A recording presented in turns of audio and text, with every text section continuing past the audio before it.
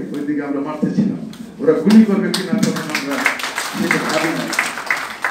সেইভাবে কিন্তু আমরা 32 নম্বরে যাই এবং বঙ্গবন্ধু তখন সাদা একটা পাঞ্জাবি, মাথার চুল এলোমেলো, চোখগুলা বড় বড় লাগতেছিল এবং বারান্দার মধ্যে ওনার পরিবারের অন্য বঙ্গমাতা সহ তার অন্যান্য সন্তানরা দাঁড়িয়েছিলেন। লক্ষ লক্ষ মানুষ, ছাদে মানুষ, ওয়ালে মানুষ, গাছের ডালে মানুষ। তখন বঙ্গবন্ধু আসবেন, একটা ব্যারিকেড সৃষ্টি করার জন্য একটি শক্তিশালী কতগুলি ছেলেকে ডাকা হবে, এর মধ্যে আমি একজন সদস্য হয়ে গেলাম। আমরা এরকম রিং করে আমরা দাঁড়িয়েছিলাম, বিশাল রিং করে।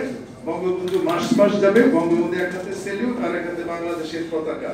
প্রায় 3 থেকে 4 ঘন্টা বঙ্গবন্ধু দাঁড়িয়েছিলেন, কারণ এখানে মাথা আসছে, লেজ কিন্তু পল্টন ময়দানেও ছিল তখন, এত বিশাল বেশি। এটা একটা স্মৃতি।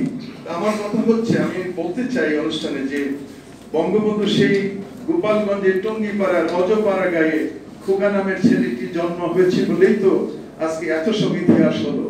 এবং আমি মনে করি আজকের দিনে গভীর শ্রদ্ধার সাথে আমি জাতির পিতাকে স্মরণ করি।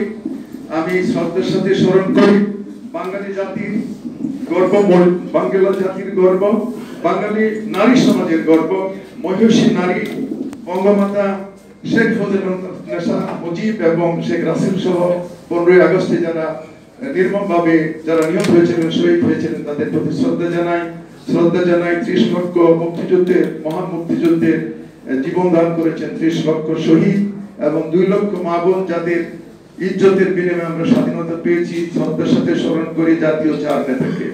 আমি একটা কথা বলতে চাই যে বঙ্গমাতা ছিলেন বলে যৌবনে বঙ্গবন্ধু অধিকার হারা বাঙালির অধিকার আদায়ে বজ্রকণ্ঠ হয়েছিলেন।